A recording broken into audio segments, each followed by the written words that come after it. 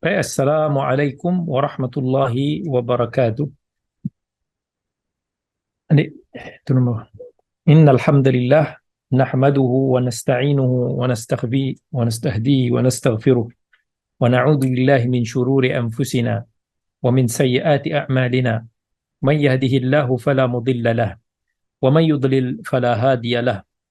Ashhadu an la ilaha illallah wahdahu la syarika lah wa ashhadu anna Muhammadan abduhu wa rasuluh. Amma ba'd.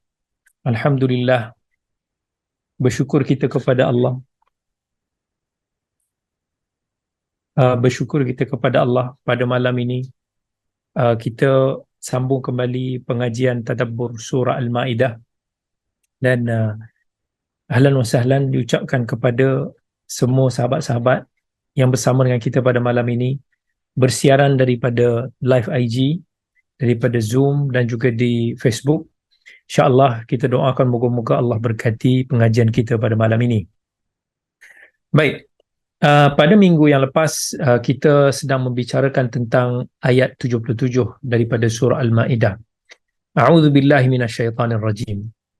Qul ya ahlal kitab la taghlu fi dinikum ghairal haqq wa la tattabi'u ahwa'a qaumin qad dhallu min qabl wa adallu katsira wa dhallu an sawa'is sabil. Wahai ahli kitab, janganlah kamu melampau di dalam agama kamu tanpa kebenaran, dan janganlah kamu ikuti hawa nafsu kamu, lalu kamu akan tersesat. Orang sebelum kamu tersesat dan kamu menyesatkan orang lain yang ramai, dan kamu juga telah tersesat daripada jalan yang betul. Jadi dalam ayat ini Allah menyebut 3 kali perkataan tersesat akibat daripada sikap ghulu fid din, melampau dalam beragama. Jadi insya-Allah pada hari ini kita akan sambung kembali topik tersebut. Pada minggu yang sudah kita membicarakan tentang topik al-ghulu din, ekstrim, melampau dalam beragama, dan kita dah sebutkan beberapa aspek yang berkaitan dengan topik tersebut. Dan insya-Allah pada hari ini kita akan sambung kembali tentang topik tersebut untuk kita mengupas ayat ini, dan kita akan bicarakan tentang bagaimana bentuk-bentuk sifat ghulu dalam beragama. Sebab al-ghulu ataupun melampau, ekstrim dalam agama ni dia ada pelbagai rupa. Jadi seorang Muslim yang bijak, dia mesti cuba untuk nak berusaha menjauhkan dirinya daripada perkara-perkara ini. Jadi antara gambaran ghulu fid din ataupun ekstrim melampau dalam beragama, yang pertama sekali adalah kita memaksa diri ataupun pihak lain, orang lain di luar daripada kemampuan. Jadi maksud kemampuan ni di luar daripada kemampuan yang dituntut oleh agama, dan juga melampaui daripada kemampuan kita sebagai manusia.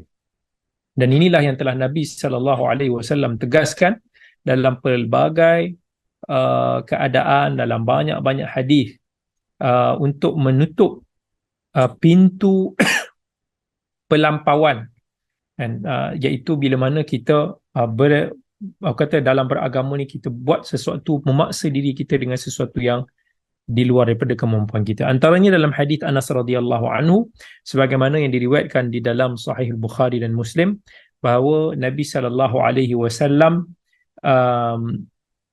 melihat ada seorang lelaki yang sedang bersama dengan 2 orang anaknya.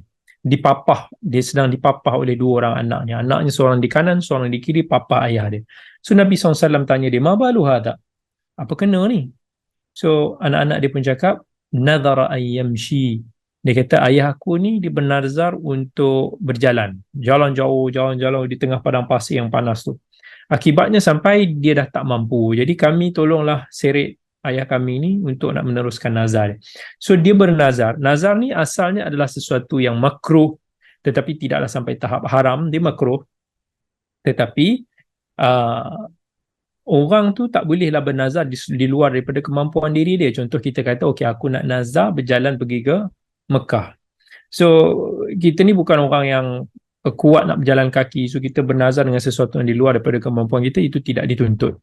Jadi Nabi SAW pun jawablah, dia bagi tahu pada kedua-dua anak dan pakcik itu, innallaha an ta'dzibin hadha, Allah Subhanahu wa taala tak perlu kan untuk kamu mengazab diri kamu sebegini. Jadi Nabi SAW suruh disempurnakan nazar dia, tetapi dengan menaiki kenderaan, sebab dia dah tak mampu buat dah.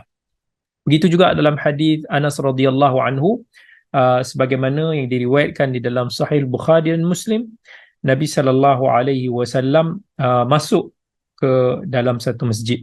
Jadi kemudian Nabi SAW terlihat bahawa ada banyak tali-tali yang sedang diikatlah di dinding dan juga di tiang-tiang masjid. So Nabi tanyalah, tali apa ni? So dia orang cakap ini adalah tali untuk ikat buat kemah Zainab, isteri Nabi SAW. Bukan buat kemah, dia kemah tapi ada satu tali ni yang mana dia bagi tahu Zainab bila mana dia penat daripada qiyam, dia nak pegang tali tu, nak paksa diri juga untuk berpaut pada tali tu supaya dia tidak supaya dia sentiasa mampu untuk nak mendirikan salat. So Nabi SAW kata apa? La hulluh. Nabi kata tidak, buka balik tali-tali ni, liyusalli ahadukum nasyata. Nabi bagi tahu kalau nak solat berdasarkan kepada kemampuan kita, kecergasan kita. Kalau tak mampu, dah penat, duduk. Solat sunat ni kita boleh buat duduk. Tanpa keuzuran pun solat sunat kita boleh buat duduk, cuma dapat separuh pahala.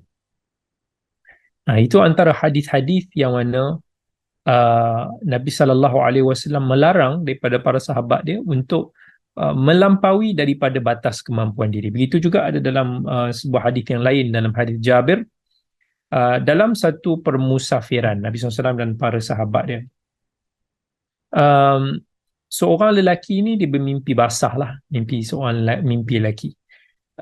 Kemudian dia tanya kepada kawan ni lah, boleh ke kita nak bertayamum? Jadi kawan-kawan dia bagi tahu, kita ada air. So sahabat-sahabat yang lain ni mungkin dia tidak begitu faqih dalam perbahasan ni. So dia orang kata, kita ada air, so kau kena mandi wajib lah, tak boleh nak tayamum. Tapi laki ini dia tak tahan sejuk, so dia pun mandi ikut saranan kawan-kawan dia. Kemudian dia mati, meninggal dunia sebab sakit, mungkin cuaca yang sangat sejuk masa tu. Bila mana sahabat-sahabat Nabi ni bertemu dengan Nabi SAW dan menceritakan perkara tersebut, Nabi SAW pun bagi tahu lah, qataluh, kawan-kawan mereka ini telah membunuh dia, qatalahumullah, dan semoga Allah membalas mereka ni. Dan tidakkah Nabi kata tak boleh ke mereka bertanya kalau mereka tak tahu? Tanya kepada orang yang lebih mengetahui. Sebab bertanya ini adalah penawar kepada kebutaan. Jadi ini adalah hadis yang dibuat oleh Abu Dawud dan Baihaqi yang dihasankan oleh Syekh Al-Albani. Begitu juga di dalam gambaran ini, kita tengok ada sebahagian daripada kawan-kawan kita yang sangat dalam isu-isu fiqh, isu-isu cabang-cabang fiqh ni mereka syadid.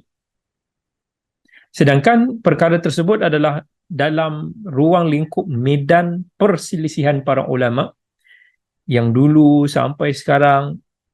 Kemudian mungkin ada penuntut ilmu yang kerdil, yang mungkin dia tidak begitu memahami dan dia tak belajar fiqh. Kemudian dia rasa apa yang dipelajari itulah yang sebenar-benarnya, dan dipaksakan kepada orang lain untuk meneruti pandangan yang dilihat rajih di sisi dia. Sometimes kita akan tengok dalam isu-isu fiqh macam ni pun ada orang yang membid'ahkan. Ada orang yang sampai menuduh orang tu fasik kepada orang-orang yang menyelisihi dia. Dan bahkan dalam isu-isu fiqh macam ni pun ada sebahagian yang sanggup untuk mencerca para ulama. Even kibar, para ulama senior yang besar-besar, yang hebat-hebat tu semua, yang telah lama bergelumang dalam medan-medan ijtihad dan fiqh, para mufti.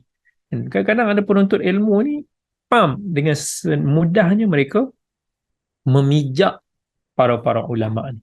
So ini antara bentuk ghulu fi din yang kita boleh dapati banyak. Kadang-kadang saya terfikir jugalah, Saya tak pasti dalam medan ataupun bidang pengkhususan lain. Contoh engineering ke medik ke yang lain, saya tak tahu.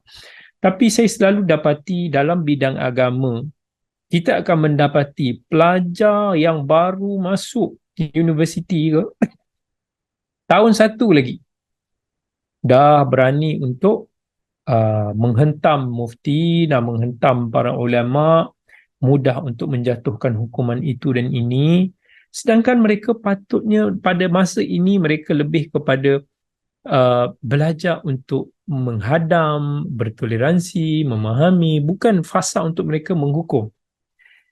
Ini saya boleh dapati dalam banyak, ramailah para penuntut ilmu dalam jurusan agama. Saya tak tahulah, ada orang yang tahun satu dia belajar medik, dia dah berani tunjuk pandai, dia bantainya pakar-pakar bedah ke, konsultan-konsultan dalam bidang perubatan, pakar-pakar. Dan tapi dalam bidang agama, penuntut tahun satu, penuntut tahun dua, selamba je. Kalau nak kata Syekh Fulan Mubtadi', Syekh Fulan terkeluar daripada landasan agama, ini sesat dan sebagainya. Itu memang banyak kita boleh dapati. So, berhati-hati sebab ini juga salah satu daripada bentuk gambaran ghulu dalam beragama. Baik. Gambaran yang kedua, antara bentuk gambaran ghulu dalam agama ni adalah kita mengharamkan perkara-perkara yang Allah SWT umumkan dia sebagai satu benda yang harus. Ataupun kadang-kadang ada benda yang dalam keadaan darurat kita tahu ada kelonggaran-kelonggaran, tetapi kita meninggalkan kelonggaran tersebut. Ini macam mana yang Nabi SAW dalam hadis riwayat Bukhari dan Muslim, menerusi hadis Anas, ada 3 orang datang ke rumah Nabi SAW. Jadi dia orang ni datang ni untuk bertanya kepada tentang ibadah Nabi SAW. Sebab dia pun nak cuba jadi macam Nabi. Jadi dia orang kata, aina nahnu minan Nabi sallallahu alaihi wasallam? Di manakah kami berbanding dengan Nabi SAW? Nabi SAW ini telah diampunkan dosanya yang lalu, apa yang akan mendatang, dia dah memang terjamin. So kami ni kalau boleh nak berusaha jauh lebih hebat daripada ibadah Nabi SAW. Maka mereka ni bersembang dengan isteri Nabi dululah. Maka Nabi masa tu dalam bilik. So salah seorang daripada mereka kata, adapun aku akan qiyamul lail, aku akan solat malam tak tidur sepanjang masa. Seorang lagi kata, aku akan berpuasa sentiasa dan tak nak berbuka. Dia tak nak berbuka, mungkin dia nak bersahur je. Seorang lagi kata, aku tak akan berkahwin dengan wanita. So Nabi SAW bila terdengar tu, Nabi keluar, dia kata, antumul ladzi qultum kadha wa kadha, kamu ke yang duk kata ini dan ini? Nabi kata, ama wallah inni la akhsyakum lillahi wa atqakum lah. Demi Allah, aku adalah manusia yang paling takut pada Allah dan paling bertakwa kepada Allah. Tetapi aku berpuasa dan aku berbuka. Aku salat dan aku juga tidur. Dan aku berkahwin. Nabi kata satu panduan untuk kita semua, faman raghiba an sunnati falaysa minni. Siapa yang menyimpang daripada sunnah aku, maka dia bukan termasuk daripada golongan aku. So ini dalam agama ni dia bukan kira daripada sudut kesusahan.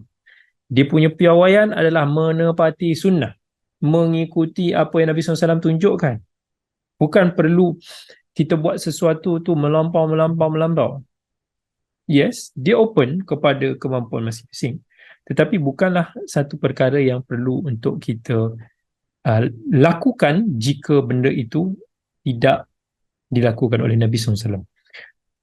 Baru-baru ni ada seorang pakcik tu, saya terjumpa di masjid, dia tegur saya, dia kata, oh Assalamualaikum, ni Dr. Kamili ni, ya Allah Ustaz, saya lama follow doktor, saya ikuti video-video doktor, cuma saya nak tanya satu soalan, dia kata. Saya kata, doktor, salah tak kalau saya berpuasa sebulan penuh? Dia kata saya nak puasa pada bulan Zulhijjah ni. Dia kata saya nak puasa penuh 30 hari. Mula saya beritahu pakcik, first kali, selain daripada Ramadan je Nabi SAW puasa penuh.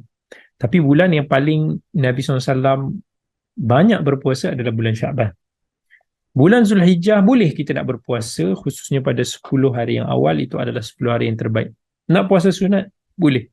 Tapi Nabi SAW bagi tahu puasa sunat yang terbaik adalah puasa sunat Nabi Daud. Nabi berbuka satu hari, dia berbuka satu hari, dia berpuasa satu hari, selang sedih. Tapi kita tak perlu puasa penuh. Even Nabi SAW pun ajar kepada kita boleh puasa sunat yang lain. Puasa hari Isnin, Khamis, kita buat puasa pada hari Baid, dapat 3 hari sebulan, ataupun puasa-puasa sunat umum secara yang lain. Tapi pakcik tak perlu tekan diri pakcik untuk puasa sebulan penuh ni. So dia kata, tak, pakcik tak susah. Dia kata pakcik memang inilah sisa-sisa masa pakcik, dia kata. So pakcik tak nak sia-siakan hari pakcik, pakcik nak berpuasa setiap hari. Pakcik tak rasa susah. Dia kata, okeylah, kalau pakcik tak rasa susah, bukan satu bentuk pakcik over dalam pakcik nak beribadah, tak apa. Sebab nak berpuasa sunat ni anytime boleh, selain daripada hari-hari tasyrik, hari-hari yang diharamkan daripada berpuasa lah. Masuk di puasa penuh haji tu selain daripada hari tasyrik lah. Cumanya saya bagi tahu Islam larang kita daripada melampau, supaya kita ni tak jemu, kita tak bosan, dan untuk nak bagi tahu pada kita bahawa rahmat Allah tu luas. Dia kata tak pakcik, memang kalau boleh pakcik dah 70 lebih, pakcik kalau boleh nak berakhir, nak hembus nafas terakhir pakcik ni dalam keadaan pakcik berpuasa. Saya pun tergamam, subhanallah. Kita ni kalau nak puasa sunat tu punyalah susah. Pakcik ni boleh hari-hari dia berpuasa kan. Kita ni rasa boleh berpuasa hari-hari tu sangat sangat untung lah. Dan subhanallah, masya Allah. Itu kadang-kadang Allah bagi rahmat daripada setengah hamba untuk dia rasa pleasure dalam dia beribadah. Dia tak rasa tertekan. Orang kata kalau kita buat pekerjaan yang kita enjoy, maksudnya kita tak bekerja. Maksudnya orang tu enjoy lah apa yang dia buat. Jadi antara lain lagi adalah kita meninggalkan perkara-perkara yang diharuskan ketika darurat. Yang mana Allah sebut dalam surah Al-Baqarah, innama harrama alaikumul maytata waddama wa lahmal khinzir wa ma uhilla bihi li ghairillahi faman ittarra ghaira baghin wala 'adin fala ithma alayh innallaha ghafurur rahim.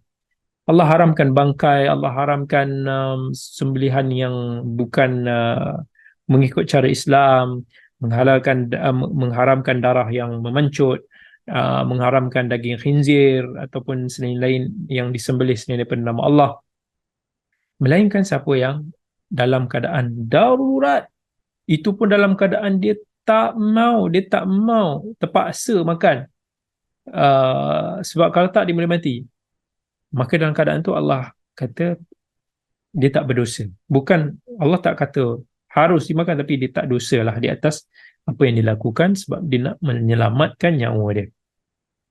Kesilapannya ada orang dalam bab ni, sama ada dia terlalu syadid sampaikan dalam keadaan yang teruk, terdesak semua macam tu pun dia tak mau juga membuka pintu itu. Dan ada orang juga yang terlalu bermudah-mudah membuka pintu itu. So ada orang pergi ke US, dia makan je McDonald, dia makan je daging-daging dekat sana, dia ingat ini sembelihan ahli kitab. So kita kena ingat, dalam Quran Allah nyatakan bahawa ahli kitab punya sembelihan tu memang halal. Tetapi dekat Amerika, dekat dunia sekarang ni, ramai daripada mereka dah bukanlah orang Kristian Yahudi dah. No. Kebanyakan mereka sudah jadi ateis. Kebanyakan mereka juga mungkin sudah kufur kepada agama mereka sendiri. Kita pun tak tahu siapa yang sembelih. Kebanyakan kita tengok di US, di negara-negara barat sekarang ni, mereka ni adalah ateis. Mereka ini bersandarkan kepada logik, scientology, Mereka bukan ahli kitab, bukan orang pure Kristian dah. Kecuali yang orang yang betul-betul kita tahu dalam satu family tu, dia memang orang Kristian dan kita tahu daripada mana sumber dia ambil secara general, okey lah. Tapi bukan sembrono kita buka pintu tersebut. Ada lagi cara-cara kat sana untuk kita makan, survive. Even kat sana kalau kita makan makanan vegan pun still halal dan kita tak mati pun. Bukannya nak kata, Ustaz, saya tak jumpa lah, tak jumpa McD, tak jumpa ayam, tak jumpa daging kat sana, is not darurat. Kan, banyak lagi kita boleh makan ikan, kita boleh makan chip and fresh, apa? Fish and chip. Dan makanan-makanan sayuran lain, buah-buahan lain yang kita akan boleh hidup. Baik. Gambaran yang ketiga adalah ghulu dalam menghukum orang lain. Sama ada ghulu itu dalam memuji orang lain ataupun dalam mencela orang lain. Contoh, ghulu dalam puji-pujian. Macam mana ghulu orang Nasrani yang dibicarakan dalam ayat ni. Sampai mengangkat Nabi Isa di luar daripada, di atas daripada makamnya, sampai menjadikan Nabi Isa itu sebagai Tuhan.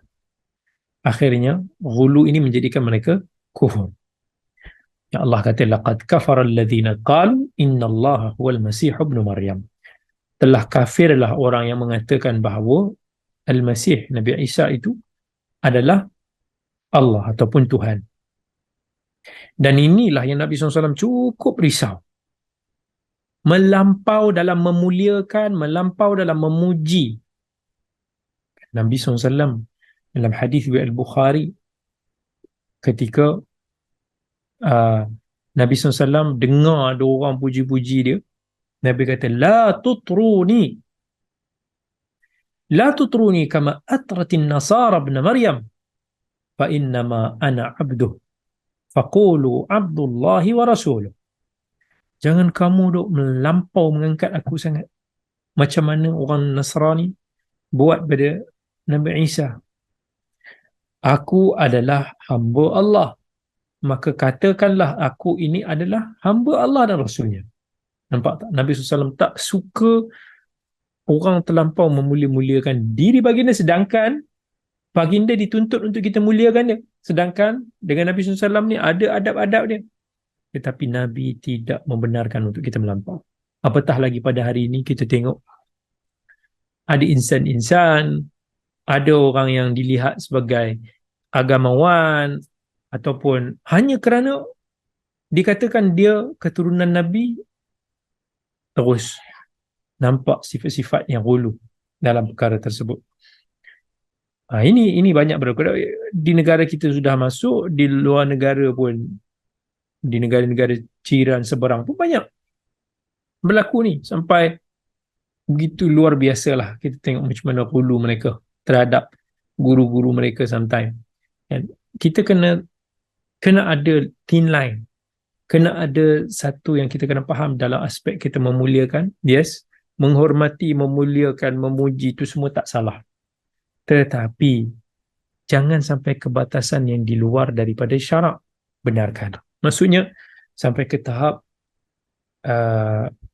kita sayang guru kita tu, lama-lama kita kata guru kita tu adalah Imam Mahdi. Ataupun kita sampai terima je bulat-bulat apa yang guru kita cakap. Dia kata dia terima amalan ni daripada Nabi, dia jumpa malaikat Jibril, dia buat itu dan ini. Kita pun, oh ya, guru aku ni soleh, takkan dia menipu semua. Ini benda-benda yang kita kena jaga. Di sinilah titik bermulanya kesesatan Syiah Rafidah. Ketika mereka ghulu kepada Sayyidina Ali radhiyallahu anhu.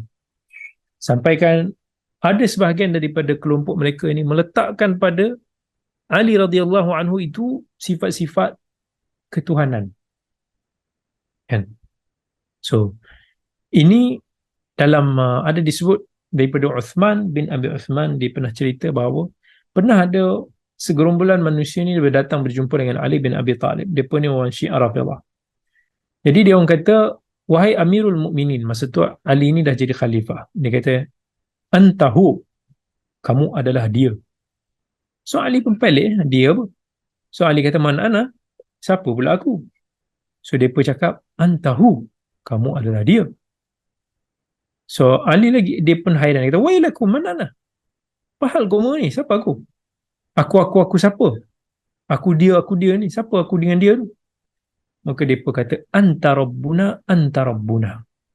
Kamu Tuhan kami, kamu Tuhan kami. So Ali pun parahlah, dia kata, irji'u, berambus. Mereka tak mau. Maka Ali perintahkan untuk tangkap mereka, dihakimi dan dipancung. So ini sifat ghulu yang berlaku dalam kalangan manusia. Begitu juga dalam bab ini, ghulu di dalam mengkafirkan manusia, menuduh orang dari pihak orang yang fasik hanya kerana dia tidak sepandangan dengan kita. So kita mudah-mudah kita akan dapati banyak orang hari ini mudah-mudah untuk nak mengkafirkan pandangan-pandangan orang yang tidak sehaluan dengan dia. So ini sifat melampau yang kita kena elakkan. Kita di zaman yang kita kalau boleh nak orang masuk agama kita, bukan kita nak orang keluar daripada agama kita. So berdakwah tu biarlah dengan berhikmah, sebarkan ilmu dengan berhikmah. Kita bukan hidup di zaman Abbasiyah, Umayyah dulu yang memang peperangan berlaku, memang gasak orang-orang Arab, orang-orang Parsi yang bertembungan di luar sana, memang depa ni kasar. So kita jangan ikut perkara-perkara itu. Kita hidup di zaman kebanyakan manusia jahil. Dan kebanyakan manusia tak tahu pun siapa Tuhan kau. So tak tahu pun macam mana nak menunaikan hak Allah. Yang tak jaga solat. Dan yang tak kenal Allah. Tapi hari ini manusia lebih sibuk dengan benda-benda yang uh, dalam perkara-perkara yang sampai mengkafirkan dalam isu-isu tersebut. Dan ini tidak sepatutnya lah. Dan bukanlah daripada manhaj ahli sunnah wal jamaah untuk melemparkan labelan-labelan fasik, kufur, zindiq dengan hanya semata-mata orang tu tersalah ataupun hanya semata-mata orang tu memilih pandangan yang berbeza. Boleh jadi orang tu salah. Boleh jadi pandangan dia itu tidak tepat. Tetapi ketidaktepatan itu adalah daripada ijtihad.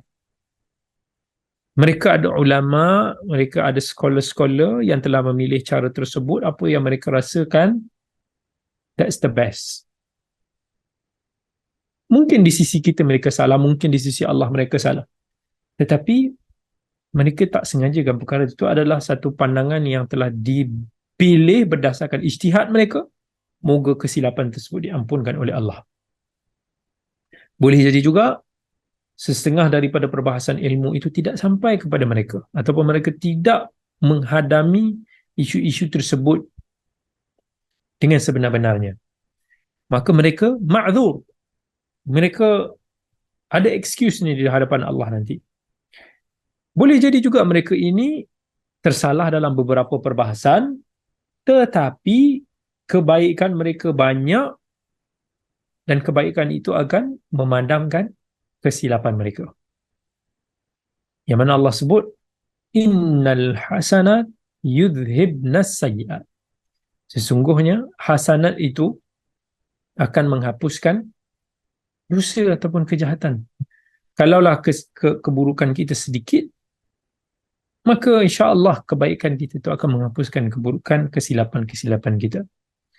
Allah SWT telah membahagikan dosa maksiat ni kepada dua. Satu, syirik, yang mana Allah tidak ampunkan, kecuali dengan taubatun nasuha, kembali semula kepada tauhid sebelum mati.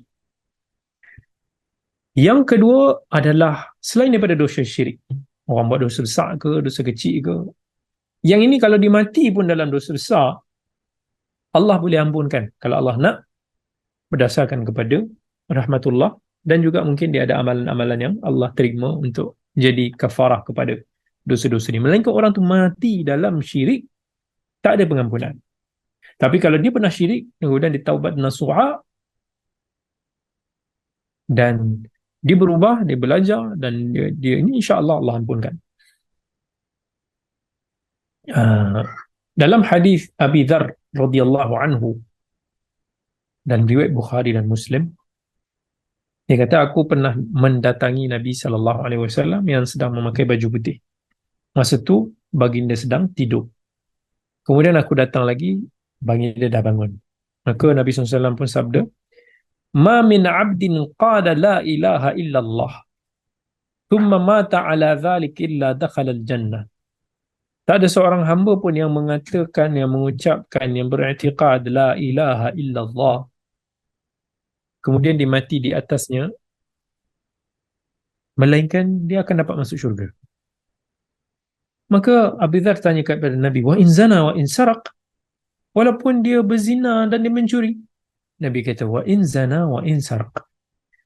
Nabi kata, walaupun dia berzina dan dia mencuri. So, sahabat tu tanya, walaupun dia berzina dan dia mencuri? Nabi kata, yes, walaupun dia berzina dan mencuri. Kali ketiga, dia repeat lagi soalan yang sama. Nabi kata, yes, walaupun dia berzina dan dia mencuri. So, bukan nak maksudnya kita kena bermudah-mudah dengan dosa, tetapi barangkali si pendosa ada sesuatu amalan yang Allah boleh nak ampunkan dia. Kan Allah terima keikhlasan dia. Mungkin dia ada satu-satu keuzuran. Allah ni maha adil. Allah akan judge, dan rahmat Allah itu mengatasi kemurkaan dia. Ini bukan untuk membuatkan kita bermudah-mudah membuka pintu maksiat, tetapi ini adalah untuk membuka pintu pengharapan, membuka pintu taubat, membuka pintu kebergantungan kita kepada Allah, membuka pintu sangka baik kita kepada Allah.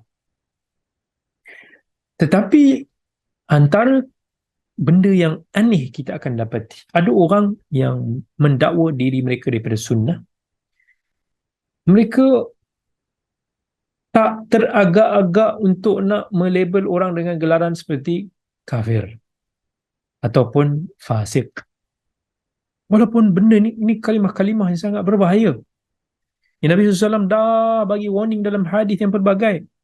Nabi bagi tahu dalam hadis riwayat Bukhari dan Muslim, ayyuma mri'in qala li akhihi ya kafir faqad ba'a biha ahaduhuma.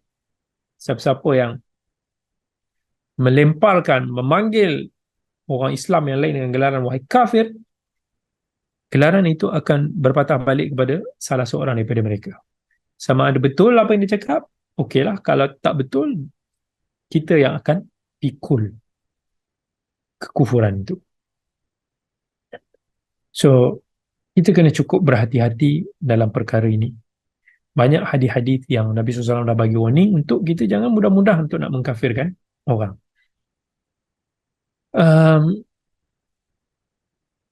Begitu juga ada dalam hadis Bukhari dan Muslim. Kalau kita ingat kisah Usamah bin Zaid dalam satu peperangan, dia berperang berlawan dengan seorang ni, sampai bila Usamah tu nak je bunuh orang tu, tiba-tiba orang tu kata, oh tak, aku beriman. Tapi Usamah bunuh dia juga, sebab Usamah kata dia ni nipu ni. Dia ni cakap dia masuk Islam ni hanya sebab dia nak selamatkan diri dia. Walaupun daripada segi luaran betul lah, nampak macam tu lah kan. Takkanlah sampai pedang dah sampai dekat leher tu baru dia nak kata dia beriman. Tapi bila sampai berita ni kepada Nabi SAW, Nabi cukup marah. Nabi berulang kali cakap, padahal Usamah ni anak angkat kesayangan Nabi ni. Nabi kata, ya Usamah, aqataltahu ba'dama qala la ilaha illallah. Wahai Usamah, kau bunuh dia walaupun dia cakap la ilaha illallah. Nabi ulang berkali-kali, wahai Usamah, kau bunuh dia lepas dia ucapkan la ilaha illallah. Nabi ulang sampai Usamah dia kata masa tu, ya Allah, aku rasa cukup berdosa, bersalah. Sampai aku rasakan bagus kalau aku belum lahir lagi ataupun aku tak masuk Islam lagi. Sebab dia terlalu rasa berdosa dan bersalah. Dalam riwayat yang lain, riwayat Muslim, Nabi kata, kau nak kata dia menipu, dia berpura-pura, kau dah belah dada dia, kau dah nampak ke dalam isi hati dia, dalam jantung otak dia tu? Kamu nampak dah, kamu confirm ke? Kamu ini Tuhan ke maksudnya? Yang mengetahui tentang benda yang tersembunyi dalam diri kita oleh Allah. Tapi sifat manusia yang mudah untuk menghukum orang lain. Benda-benda yang dia tak kata, benda-benda yang dia tak maksudkan, benda-benda yang kita suka hukum orang lain. Sedangkan kita tak tahu apa dalam hati kita. Kadang-kadang kita mudah berburuk sangka pada sahabat kita. Kita mudah untuk nak menuduh dia sekian-sekian. Sedangkan kita tak tahu pun, luaran dia pun kita tak tahu. Hidup orang kawan kita pun kita tak tahu. Apatah lagi kita tak tahu hati dia, jantung dia, benda-benda yang tersembunyi daripada pandangan kita. Tapi manusia, walaupun dia adalah seorang ustaz, walaupun dia adalah seorang tokoh, walaupun dia seorang pejuang sunnah pun, tidak terlepas daripada perkara ini. So ini adalah benda yang bentuk pelampauan juga dalam agama. So jauhi daripada sifat mudah-mudah untuk nak mentakfir. Bukan bererti tak ada takfir, tapi takfir itu ada dawabit dia, ada guideline dia, dan biarlah serahkan urusan takfir ini kepada pihak berautoriti, bukan pada kita. Biar benar-benar ini urusan mufti, urusan kibar ulama. Selagi mereka tidak hukum, kita jangan hukum. Walaupun dalam hati kita tu kita rasa macam kita nak boleh petikaikan keislaman seorang. Kadang-kadang memang ada individu yang kalau boleh saya ni nak tengok daripada posting dia, tengok daripada komen-komen dia, kita boleh petikaikan keislaman dia. Tengok macam mana dia kadang-kadang dihina Nabi, kadang-kadang dia buruk adab daripada Nabi, sampai kadang-kadang dia komen dalam isu-isu syariat, beberapa syariat ni seolah-olah macam menghina syariat. Kan? Sometimes kita dalam hati rasa ini zindik yang bertopengkan tudung. Tetapi kita tak tergamak lah nak cakap benda tu atas dasar kita beramal dengan hadis Nabi. Dan kalau nak hukumkan, biarlah mufti itu benda-benda secara rasmi lah. Dalam hati kita tu biarlah kita simpan dalam hati, kita tak meluahkan perkara itu. Begitu juga dalam sebahagian daripada bentuk pelampauan adalah kita merendah-rendahkan orang lain, menghina orang lain. Ada sebahagian daripada orang ni dia kata aku ni agamawan, orang yang nampak berpegang dengan ilmu, dengan agama, tapi dia melihat diri dia dengan pandangan yang apa daripada orang lain. Orang lain dia akan mudah untuk nak memperlekeh-lekehkan. So ini talbis syaitan lah kepada banyak daripada kalangan manusia. So benda ni kalau kita tak jaga, Nabi SAW dah bagi warning, bihasbi imri'in minasyarr ay yahqira akhahu al-muslim. Cukuplah orang tu dalam kejahatan kalaulah dia mudah memperkecil-kecilkan saudara seagama dia. Dan Allah SWT dah tegah perkara ni di dalam Al-Quran, dalam surah Al-Hujurat. Sebahagian orang lagi hulu sampai dia boycott, dia tak nak berinteraksi dengan orang tu. Ada yang maksudnya dia terus cabut semualah. Dia tak mau dah bergaul lah, kerana si fulan dianggap sebagai bukan salafiori ke, ataupun dianggap sebagai ahli bid'ah ke, ataupun dia ni bahaya. Kan mudah untuk kita melabelkan tuduhan-tuduhan begitu. Sedangkan Nabi SAW bagi tahu, orang mukmin yang baik adalah al-mu'min alladhi yukhalitun nas wa yasbiru ala adahum a'zamu ajran min alladhi la yukhalitu bin nas wa la yasbiru ala adahum. Nabi kata orang beriman yang bercampur dengan manusia, dakwah pada mereka dengan sopan santun, nasihat dan sebagainya, bersabar dengan cacian makian mereka ini, itu lebih baik daripada orang yang tidak bersabar, yang tidak bergaul dengan mereka sebab tak tahan. Dan sampai ada orang ni dia usaha untuk nak menjauhkan si fulan daripada sesetengah sahabat-sahabat dia. And so ada orang ni dia ambil pendekatan untuk menghentam atau menghukum lebih. Tapi Nabi SAW dah tunjuk kepada kita Tengok hikmah macam mana ada seorang lelaki badui yang datang kencing dekat masjid. Nabi SAW kata apa? Sahabat-sahabat marah dia, gertak dia. Orang Arab Badui, orang daripada kampung pedalaman, bila kena herdik macam tu, dia rasa macam kecil hati. Tapi Nabi seorang manusia yang halim, yang pengasih, datang cakap kat Arab tu. Dan Nabi kata setegah sahabat-sahabat dia, jangan herdik, biar dia habis kencing dulu. Ya, siap, bayangkan, biar dia pergi habis kencing. Sebab kan kalau getak dia kan, tiba-tiba dia pusing kan, kencing tu pancut pula tempat lain. Nabi kata, tak apa, lepas daripada ni siram dengan air, bersihkannya, itu je. So Nabi nasihat pada dia, fa innama bu'ithtum muyassirin wa lam tub'athu mu'assirin. Sesungguhnya kita orang-orang Islam ni diutuskan untuk membawa rahmat yang memudahkan urusan orang, bukannya menyusahkan urusan orang.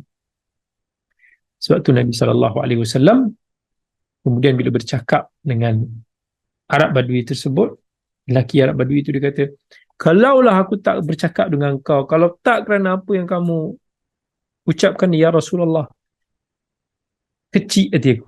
Dia tak nak jumpa dengan sahabat-sahabat yang herdik dia tu. So sahabat-sahabat yang dirahmati oleh Allah, permudahkan yang menyusahkan, tarik manusia dekat dengan kita, jangan jauhkan manusia daripada kita.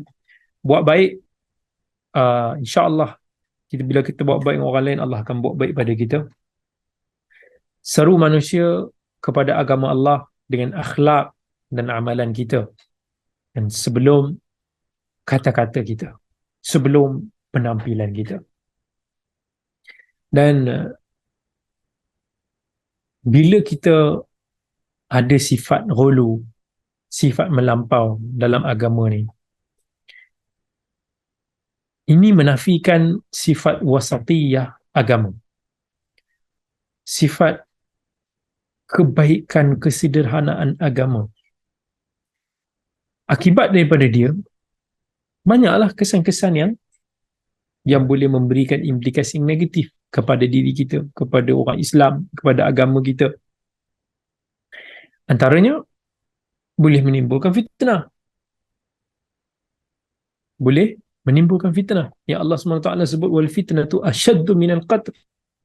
Fitnah itu lebih teruk daripada pembunuhan. Maksudnya fitnah itu bukan tuduh-menuduh macam orang Melayu faham ni. Tetapi contoh kita tengok apa yang jadi ISIS sebelum ni. Dengan pembunuhan yang terjadi, dengan imej Islam yang tercemar, dengan ulama dah jelaskanlah pasal perkara tersebut. Dia dah bawa saja satu fitnah yang begitu besar dalam agama, lebih teruk daripada dengan sekadar membunuh. Kelompok Khawarij yang telah yang cuba menjatuhkan pemerintahan Islam yang sah. Nabi SAW dah bagi warning dalam Sahih Muslim, man kharaja min at-ta'am wa faraqa al-jama'ah famata mitatal jahiliyah. Siapa yang keluar daripada ketaatan terhadap ulil amri Islam yang sah, berpisah dengan para jamaah, maka dimati di dalam keadaan jahiliyah. Wa man qatala tahta rayatin 'ammiyah, siapa yang berperang di bawah panji yang buta, panji yang batil, kerana dia marah kerana sifat asabiyah dia, kepuakannya, ataupun menyeru ke arah asabiyah, ataupun membantu menolong ke arah asabiyah, lalu diterbunuh dalam peperangan tersebut, maka kematian dia hanya matinya seorang jahiliyah. Nabi SAW dah bagi amaran kepada kita. Berapa ramai akibat daripada fitnah-fitnah ni yang berterusan sepanjang masa telah menumpahkan darah umat Islam, merosakkan harta benda umat Islam, menghancurkan negara Islam, telah membuatkan porak-poranda dunia kerana fitnah yang begitu besar ini. Yang kedua, antara kesan dia adalah manusia akan menjauhi agama ataupun membenci agama. Sifat ghulu ini dimenzalimi kita sendiri dan menzalimi orang lain. menghalang orang daripada menghampiri agama Allah. Sebab imej agama itu telah diburukkan. Manusia rasa menyampah, rasa tak mau dekat. Sedangkan kita ni dituntut untuk menyeru, mengajak manusia ke arah agama Allah dengan hikmah. Kalau ada kena berdebat, diskusi dengan peringatan yang baik. Ud'u ila sabili rabbika bil hikmah wal mau'izatil hasanah. Dengan akhlak yang baik. Dan sebab tu kadang-kadang kita jangan terus menghukum. Ada orang ni yang begitu skeptikal kepada orang-orang yang dia sifatkan sebagai agamawan ataupun ustaz-ustazah ke, ataupun orang yang berpenampilan jubah, tudung labu dan sebagainya. Sometimes pengalaman orang tu pengalaman yang tak baik. Dia berhadapan dengan orang-orang begitu yang bersifat menghukum dia sampai dia rasa nak menjauhi agama, dia tak seronok. Saya pernah jumpa ada seorang akak tu, dia 50 plus, but dia yalah dia ranggi lah, tak pakai tudung semua. But bila dia datang jumpa saya cakap dengan dia, dia kata this is my first time when I talk with what we call ustaz, that he is not looking me from up, he did not stare me from up to bottom. Maksud dia kata masa dia cakap dengan saya tu, dia kata ni pertama kali akak jumpa orang yang bila cakap dengan akak ataupun akak bertanya pada dia, dia tak ada pun macam, akak tak terasa pun dia macam jeling akak ke dengan pandangan-pandangan yang kata macam skeptikal. Padahal dia kata sebelum ni kalau akak jumpa ustaz mana-mana kan, dia orang tengok daripada atas sampai bawah. Tengok akak tak pakai tudung, dia tengok pakaian akak macam ni, dia orang ada yang akak boleh rasalah perasaan tu. So saya kata akak, Allah bagi kebaikan pada manusia dan manusia ni ada kekurangan. Boleh jadi sekarang kekurangan akak daripada sudut agama, mungkin daripada sudut aurat dan sebagainya. Tapi itu tidak menafikan kebaikan yang Allah bagi pada akak. Mungkin akak adalah orang yang rajin qiyamul lail. Kemudian mungkin akak orang yang jaga solat. Mungkin akak orang yang rajin bersedekah. Akak ada sifat-sifat kebaikan lain yang orang-orang macam saya pun tak ada kebaikan tersebut. So, saya sebenarnya, saya cakap dia, saya sebenarnya mungkin saya rasa lebih kerdil daripada akak. Saya rasa kebaikan akak lebih tinggi daripada saya. So, bila dia dengar kata-kata macam tu, dia jadi lunak dan dia rasa dia nak bertanya, nak mendekati agama. Macam-macam persoalan yang dia sebelum ni tertanam dalam diri dia, tak mau tanya pada orang sebab dia rasa menyampah. Dia tanya pada kita. Ini yang agama nak supaya kita tarik orang kepada kita, bukan kita menjauhkan orang daripada agama kita. Itu benda yang perlu kita ada. So kita kena faham certain condition orang. Kadang-kadang kita hentam orang, tapi kita tak tahu macam mana dia punya life, macam mana dia punya keluarga dulu, macam mana dia punya keadaan kawan-kawan dia dulu. Dia mungkin langsung tak ada peluang untuk mendengar daripada right person, right speech atau right advice. Persekitaran dia daripada dulu, dia never heard about that. Mungkin dia tak tahu pasal Islam selain daripada apa yang zahir lah, yang biasa. So ingat tak Nabi SAW pernah marah Mu'adh masa dia jadi imam, dia baca panjang-panjang sampai orang makmum kat belakang tu marah. Nabi kata, ya ayuhan nas inna minkum, dia kata wahai manusia, jangan kamu buat manusia lari. Siapa yang jadi imam dengan masyarakat, kita tak tahu, ada orang yang masih lemah, yang masih, tak semua orang yang mungkin mantap iman yang nak solat lama-lama macam kita. Dan ada orang tua, ada orang yang mungkin OKU, ringkas kan. Bukannya tekan, siapa yang tak boleh solat panjang ni lemah iman ni. Bukan begitu ukuran dia. Kadar keinteraksi orang tu dengan ibadah masing-masing berbeza. Jiwa manusia ni dia akan tertarik ataupun lunak kepada orang yang cakap elok-elok dengan dia, yang buat baik dengan dia, yang lemah lembut, yang kasih sayang pada dia. Allah sebut dalam Quran, fabima rahmatin minallahi lintalahum walau kunta faddan qalidhal qalbi lam faddu min hawlik. Dengan rahmat Allah, kata, kamu berlaku lunaklah dengan manusia. Kalaulah kamu bersikap keras, nak tunjuk kamu ni gempak, syadid, orang akan lari. Dan orang tak terbuka hati pun nak dengar yang kita. Kesan yang ketiga adalah bila kita ada sifat ghulu, khususnya terhadap diri sendiri, kita nak ibadah tu over sangat. Kita terus nak qiyamul lail 5 jam satu hari. Akibat dia akan membawa kita kepada bosan, jemu, dan juga akhirnya kita tak istiqamah. Sebab tu Nabi SAW beritahu sebaik-baik amalan adalah amalan yang konsisten walaupun sikit. So bila kita dah boleh konsisten, kita rasa enjoy, kita tambah lagi sikit.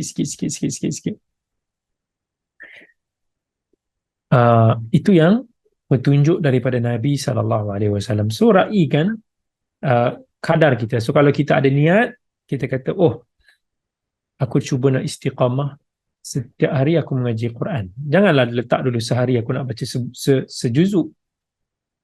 Buat dulu sehari satu muka, mungkin sehari mula-mula dulu sehari setengah muka.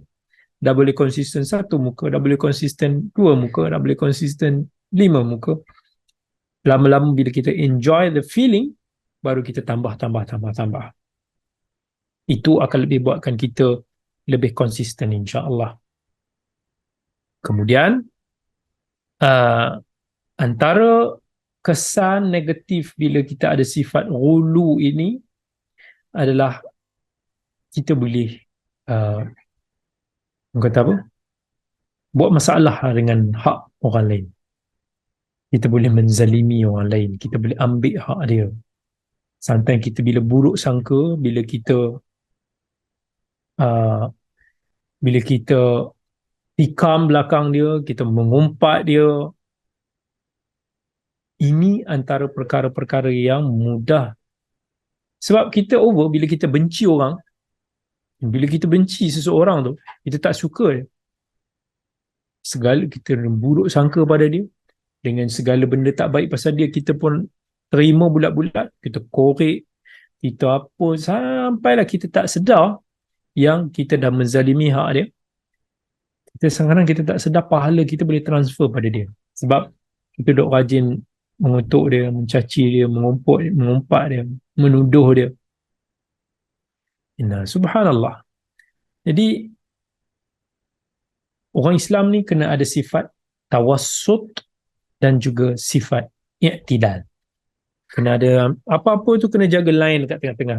Jangan terlalu ni sangat, jangan terlalu ke sana sangat. Thin line ini, line yang begitu nipis ini, line yang perlu kita kena hati-hati dan kita kena jaga-jaga. Line yang kita panggil kesederhanaan. Kesederhanaan ni bukan semestinya dia mesti always tengah-tengah. Tapi this is the best option, choice yang kita ambil supaya kita tak terlalu mampir ke sana ataupun kita tidak mampir ke sini. Itu guna bahasa Indonesia tu. Inilah yang Nabi SAW pesan kepada seorang sahabat baginda, Abdullah bin Amr bin Al-As. Alam ukhbir annaka taqumul lail wa tasumun nahar. Alam ukhbar. Betulkah aku dengar engkau ni bangun qiyamul lail, kamu puasa sepanjang hari? Abdullah bin Amr kata, bala ya Rasulullah. Ya, betul. Maka Nabi kata, fala taf'al. Jangan kamu buat macam tu. Jangan paksa diri kamu begitu. Bangun qiyamul lail, tidur juga. Puasa, jangan lupa berbuka. Ingat kata Nabi, fa inna li jasadika 'alaika haqqa. Pada tubuh kamu ada hak yang kamu kena raikan. Pada mata kamu, wa inna li 'ainika 'alaika haqqa. Pada mata kamu juga ada hak yang perlu kamu raikan. Wa inna Dan pada isteri kamu juga ada hak yang perlu kamu tunaikan. So maksudnya, kita semua ada hak kita kena raikan. Tak boleh sepanjang hari kita nak duduk atas tikar sejadah kita. Sampai kita abaikan suami kita. Sampai kita abaikan anak-anak kita. Tak boleh. Dalam Islam, dalam nak buat apa sekalipun, remember, selain daripada diri kita, ada orang-orang keliling yang kita kena jaga-jaga. Contoh, kita suka bela kucing. Kita kata kita dah pencinta kucing lah, kesian pada kucing lah. So, kita hidup dalam kejiranan, duduk dalam rumah teres.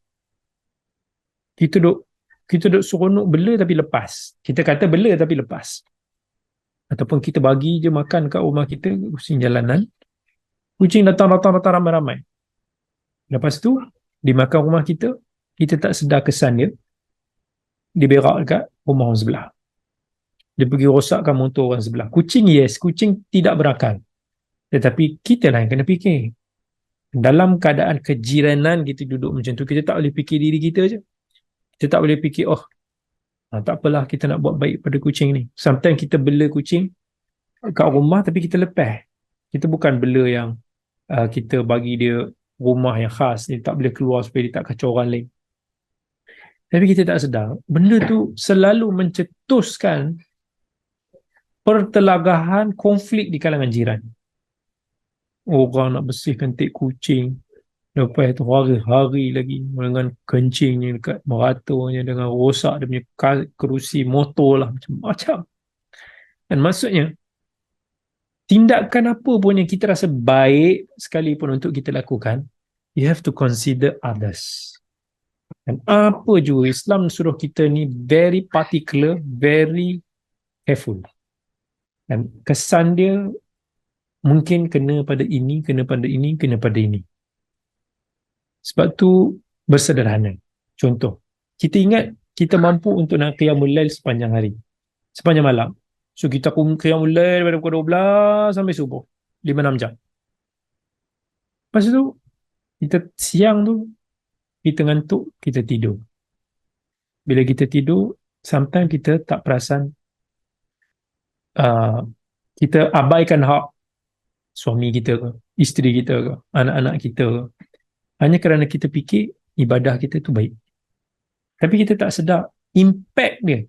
Mungkin kita tak jalankan tanggungjawab kita ke, kita culas pada kerja, lepas daripada tu kita duduk kerja, kita duduk tidur, kita sebab kita ngantuk qiyamul lail tu kita layan orang customer, klien kita ke, layanan yang tak sepatutnya. So itu telah menzalimi hak orang lain. Dan itu kesan daripada sifat ghulu yang kita ambil pada diri kita sendiri. So you have to consider it. Any ibadah, any amalan yang kita nak lakukan, consider apa kesan dia kepada kehidupan kitaran kita ni. So jangan kita over, insya-Allah. So kita tidak tersesat macam mana Allah sebut dalam ayat ni. Qul ya ahlal kitab la taghlu fi dinikum ghairal haqq wa la tattabi'u ahwa'a qaumin qad dallu min qabl wa adallu kathira wa dallu an sawa'is sabil.